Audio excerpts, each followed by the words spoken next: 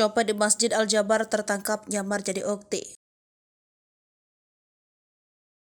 Seorang copet di Masjid Al-Jabar, Bandung, Jawa Barat kedapatan menyamar menjadi ukti. Copet wanita itu sengaja memakai gamis panjang dan cadar untuk menutupi aksinya. Dilihat dalam unggahan yang dibagikan di akun TikTok, Kurnia Wangir, tampak seorang wanita bergamis hijau tengah dihadapkan dengan dua orang petugas keamanan. Ia diinterogasi karena ketahuan melakukan aksi copet di Masjid Al-Jabar. Aksinya itu disamarkan dengan pakaian panjangnya. Ia bahkan disebut turut memakai cadar saat beraksi. Dalam video itu pula, tampak wanita tersebut dengan santai menghisap rokok. Wajahnya acuh tak acuh memperhatikan orang-orang yang menginterogasinya.